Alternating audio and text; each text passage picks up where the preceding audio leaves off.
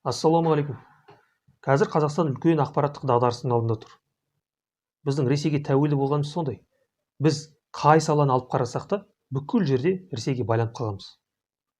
Тек саясатта ғана емес, экономикада, әскери салада ғана емес. Кез келген салада. Тіпті мәдениеттің өзі бізде әбден Ресейге тәуелді.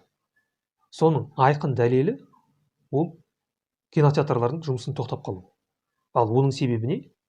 Оның себебі Ресейдегі санкциялар.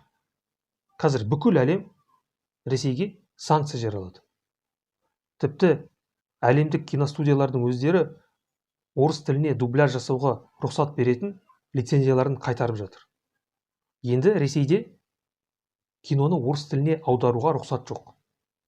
Соның кесірінен бізде Қазақстанда кинотеатрлар кино көрсете алмай қалды. Бұл барып тұрған масқара. Мен бұл жаңалықты естігенде не күлерімді, не жыларымды білмедім. Бұдан асқан қорлық бар ма? Ал оның себебі не? Оның себебі біздің орыс тіліне тәуелдігіміз. Және ең сорақысы ол емес. Ең сорақысы ол Қазақфильм киностудиясының вице-президентінің айтқан сөздері. Ол Қазақстан Ресей үшін киноны орыс тіліне аударуға дайын деп айтты. Яғни біз бүкіл әлем теріс бұрылған Ресейге киноны орыс тілінде аударып беруге дайын екенбіз. Яғни өзіміз үшін емес, солар үшін істеп береміз. Орыс тілінде, қазақ тілінде емес, орыс тілінде. Және ең қызығы, ол айтты, бізде орыс тіліне де, қазақ тіліне де дубляж жасайтын мүмкіндіктердің бәрі бар деп айтты.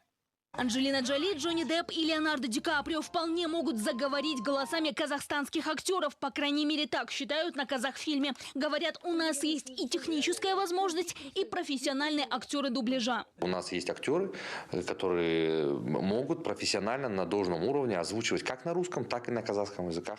Қазақ тіліне дубляж жасайтын мүмкіндіктер бар. Бірақ оны ешкім істеп атқан жоқ. Техникалық мүмкіндіктер бар болса, қазақ тіліне киноны аударатын мүмкіндіктің бәрі бар болса, неменеге боқ езіп жүрсіңдер сендер, ә?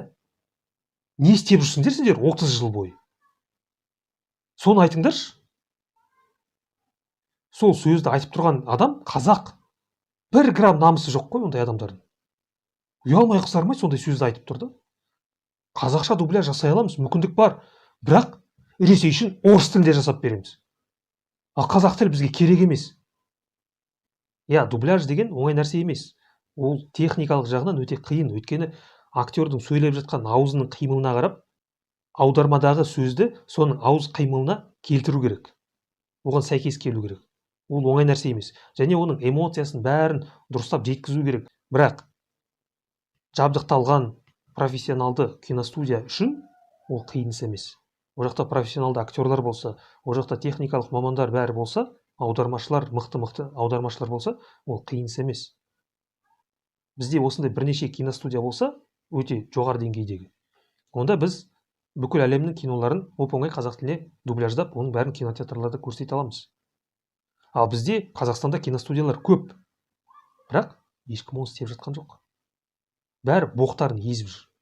Сонда біздің жаңағы үлкен бастықтар, киностудияның директоры бола ма, мәдениет министрі бола ма, сондай маңызды орында отырған адамдар, қолында ресурстары бар, қолында мүмкіндіктері бар, сол істі қолға алатын мүмкіндіктері бар адамдар, олар бәрі жатып ішер паразиттер. Олар бастарын қатырғысы келмейді. Қазақша аударма жасау үшін еңбектену керек қой. Оған ақша жұмсау керек, оған еңбек ету керек. Олар сондай қарапайым нәрсені өзін істеуге ерінеді. Дайын нәрсені Ресейден ала береді. Әбден сондай паразит болып кеткенде түк істегісі келмейді. Дайын нәрсені ала береді.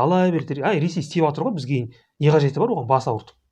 Енді осының кесірінен қазір біз сондай ақпараттық дағдарыстың алдында тұрмыз. Бізге қазірден бастап қазақ тілді ақпаратты үлкен мөлшерде шығара беру керек. Қазақ тілді ақпаратты кәдімгідей оқтай жаудырып, оны қардай боратып, оны су тасқындай ағызу керек. Кез келген тақырыпта, бүкіл тақырыпта барлығында қазақ тілді ақпаратты шығара беру керек. Ол жазбаша бола ма, ол ауызша бола ма, ол видео бола ма, бүкіл тақырыпты қамтитын қазақ тілді ақпаратты бізге жаудыру керек. Балаларға арналған контент. Балаларға арналған қазақ тілді ақпарат ол мемлекеттік тұрғыдан стратегиялық маңызды іс болу керек. Мемлекет оны айрықша атап өтіп, оған арнайы стратегиялық жоспар құру керек.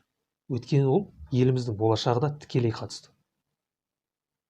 Бізге патриот, ұлтшыл балаларды тәрбиелеу үшін, сондай ұрпақты өсіру үшін қазақ тілді балаларға арналған контент көбірек дайындау керек.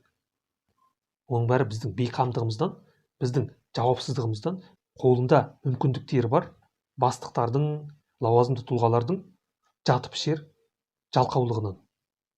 Сондай маңызды орындарда бізде өңкей паразиттер жиналған, қазақ тілі үшін бір саусағын қимылдатқысы келмейді.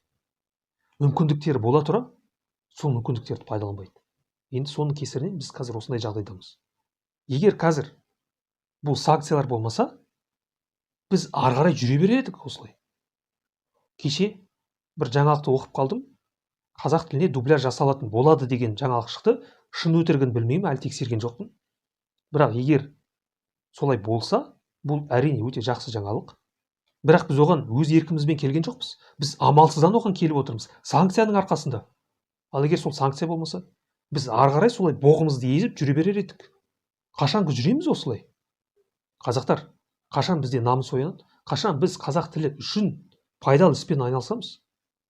Халық өзі бұл істі қолға алу керек. Энтузиастар бұл істі қолға алып, соны бастап кету керек қой. Қазір бізде қазақ тіліне дубляж жасап жатқан адамдар бар. Бірақ олар оны пираттық түрде жасайды, ешқандай лицензиясыз. Энтузиастар жасап жатыр. Қазақша тап-таза жақсы сөйлейтін қазақтар орысша видео түсіреді. Өйткені бәрі өз қалталарын ойлайды. Олар көбірек көрермен жинап, сосын монетизациядан көбірек ақша табамын деп ойлайды да, қазақ тілін емес, орыс тілін таңдайды. Өз қалтасын намыстан жоғары қояды, өзінің ұлттық мүддесінен жоғары қояды. Техникалық мүмкіндіктері бар, видео түсіретін, ақшасы бар, мамандары бар. Жоқ, орысша түсіріп жатыр. Осы істі қолға алу керек қой бізге, қазақтарға, бәрімізге. Қолдан келгенше әрбір қазақ болған үлес қосу керек қой. Қашанғы жүреміз осылай боғымызды езіп, Ресейдің аузына қарап. Дайын күйде ақпаратты ала береміз. Ал міне нәтижесін көрдік енді. Бізге бұндай паразиттік көзқарастан құтылу керек. Кішкене ұлттық мүддені ойлау керек қой. Қазақ тілінің жағдайын жасау керек қой кішкене. Бұл істі біз істеуіміз керек. Қарапайым халық және ең бастысы ақшалай мүмкіндіктері бар адамдар. Техникалық ақшалай мүмкіндіктері. Сондай адамдар бұл істі қолға алу керек. Ойланайық. Қазақ тілді ақпаратты бізге қардай боратып, оқтай жаудырып, сел тасқындай оны ағызу керек. Бұған бәріміз атсалысайық.